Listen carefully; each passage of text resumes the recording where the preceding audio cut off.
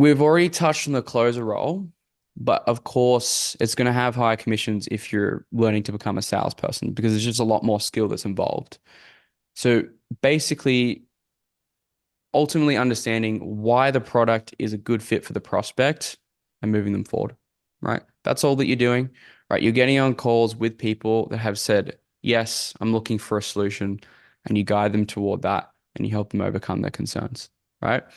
Now, your next question would probably be something along the lines of what would we be even selling, right? What is this esoterical random education market that we're talking about? Well, you'd be selling stuff like Dan's stuff, for example.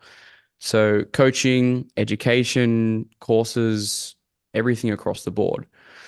There's so many different types of offers out there, as I'm sure you've probably seen somewhere on like different platforms and stuff like that. So like anything that can upgrade your life. So how to make money online, crypto, dating, fitness, relationships, coaching, you name it, there's probably something out there that helps people with it. So, how do I grow my YouTube channel? How do I invest in real estate? How do I make more money? Right? These are all things and problems that people have solutions to.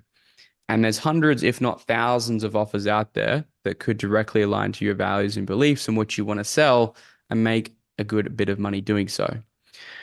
So, let's talk about how the money actually works. So, how much money can you actually make in this industry? I'm sure you're all probably wondering. Big disclaimer, right? This is not a get rich quick type of business model whatsoever. Like, it's going to take time and it will take effort and it will take energy, but it is the fastest and the best way that I've seen to make money online across the board, right? Basically, this one skill, if you can learn sales, you can learn communication at a very high level. Everyone here that's watching this will be set for the rest of your life, right? I can attest to that. I can tell you some very successful salespeople. You can make 10K a month all the way up to 50,000 a month. And if you're wondering, maybe you have an accent, maybe English isn't your second language, don't worry, because I've got buddies, like I mentioned, that are making 50K US a month in commissions, and he's Macedonian with the thickest accent that I've ever heard. And also, one of my mentors as well made 1 million in straight commissions in this industry that I'm talking about back in 2020. And he's Italian. English is his second language, and he has a very strong accent. So if you're watching this and you think that English or your accent's going to be the problem, definitely get that out of your mind. So, as I said, let's break down the money making aspect of things. So, generally across the board as a closer, you're going to make 10% of the offer price. So let's say you have 5 calls every single day, 5 days a week. That's going to give you 25 opportunities every single week. Keep in mind, these are people that have booked in your calendar and actually want to talk to you. You're not cold calling, you're not bashing people's doors down. You're talking to people who are interested in what you have to offer, right? So if you can stay within the KPI, which for you guys understand that means key performance indicator of the offer, let's just say it's 25%, you're going to make 10% of, for example, a 5K offer, right? So you're going to make $500 per sale. So if you're selling a 10K offer, you'll make $1,000 per sale. So if we were to break it down with a 75 offer, $7,500 offer, you have 25 calls a week. The bottom end of a closing rate, 20%. So that's really low. You can get much better than that. A lot of our students do. That's going to give you $750 per close. All right, let's say you close at 20%. It's going to give you $15,000 of net income, right? If you run the maths out there. So keep in mind, with any other traditional business that you guys might be looking at or you've explored in the past, dropshipping, Amazon FBA, coaching agency, I've said before, they all work. But to make the numbers that we're talking about is incredibly difficult, especially in profit. When you run your own business, you've got so many different operating expenses, you've got employees, you've got marketing ad spend, you've got a bunch of stress. All you have to do is work for already successful companies and just sell their stuff, right? Very simple. Now, the fun part comes in where we're only talking about very low numbers here. Because sales as a skill is a meritocracy, the better you get, the more money you make. So it's just the same with crypto trading, right? The better you get, the more experienced you are, the more money you will make, right? The less mistakes you'll make, the more data you have, right? So some of the guys that we end up training end up converting it, 30 to 40%, which actually bring those numbers up exponentially. You might work more hours, you might have more availability, which again bumps these numbers up exponentially. Or you could just simply sell more expensive stuff like I did, and like some of my friends do, where they sell YouTube automation channels for very wealthy people that like $100,000 minimum. Right? Imagine collecting, 10K as a commission check just for doing one sale, right? A lot of you guys, that might be your monthly salary, right? Or even more, right? So for setters, what can you be looking at making, right? Most have a base pay around 1,500 a month, and then you get a 3 to 5% of the average offer price. So let's say you set 20 appointments every single week on your closers calendar, 30% close, 6 set close per week, 24 closed deals, 24 times 300, 3% of 10K product means 7,200 every single month. And with the base pay, it's 8,700. And that's not even including any other bonuses that you'd get from the company for performing really well, right? Keep in mind that is just an entry level position. Try and find me anywhere, any place that you can make that amount of money in an entry level position. It's probably going to be pretty difficult, right? Sales is one of those really cool skills that'll stick with you forever, and you'll always continue to make more money the better you get at it, right? Before we start talking about how you can actually sell stuff and learning about that whole skill within itself, I want to hear in the chat, have you learned something? Is this good? Where are we at? We just read the chat. Cool. It's making sense. Brilliant. Okay. Fantastic. Very good. Cool. So let's crack on. So now you guys are probably wondering. Now I know what high ticket sales is and how we can take advantage of it. How do we sell? How do we actually find people to sell for? All right. So we're going to cover that now. So how do we actually sell? Right. And like I mentioned, everything that I'm telling you guys is based off 5 years experience in this industry and thousands of hours really studying this and doing this for you, and 55K of my own money spent on sales training, right? It's not going to be the traditional way that you guys might have seen in Wolf of Wall Street with Jordan Belfort, running around a boiler room, bum tapping your buddies after you shove stock down your prospect's throat. We're not going to be doing that today. All sales is, guys, is a series of asking questions, right? A series of questions that allow the prospect to come to their own conclusions and persuade themselves as to why they need to change, right? I'm going to share with you 2 quotes here that I want you guys to remember. What you say is garbage and what they say is gospel, right? I made this one up. I got it from a mentor. Next quote is, a man convinced against his will is of the same opinion still. It's from Dale Carnegie.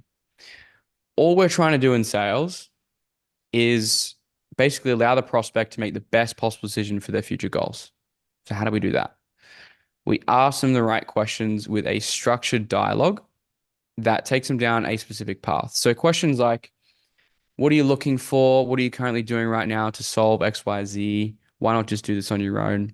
You guys get the gist, right? Your best way to learn sales is by breaking your sales process into phases and outcomes. What are you trying to achieve in your process? How do you function through a full length sales call, right? These are really, really important skills to know and learn. The best salespeople I've met in my entire life are genuinely curious people, right? The more curious you are, the better answers you'll get. Asking better questions, you'll find out more information about the prospect. So if you're looking to mind map this, you want to be looking at your prospect's past, present, and future.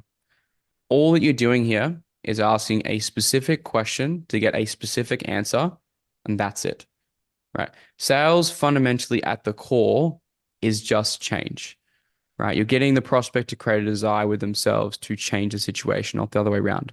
Right? We're not pressuring anybody into anything, right? We're not forcing anything on anybody, right? We're just getting someone to come to their own conclusions and make a decision around their problem and move towards a solution that we offer, right? People, you guys have probably heard this before. People buy with emotion and justify with logic. So if you're a good salesperson, that's why you have discovery as a majority portion of your call, and then it's going to be followed by a presentation towards the end, right? We're going to talk about that a little bit later. But to understand and get good at sales, you need to become very good at helping your prospect identify the current situation and what it is that they actually want, right? Because without these things in great detail, when you try and create urgency, people aren't want to go to buy from you, right? You're going to hear answers like, well, it's not that bad, or I want to think it over, or let me sleep on it, right?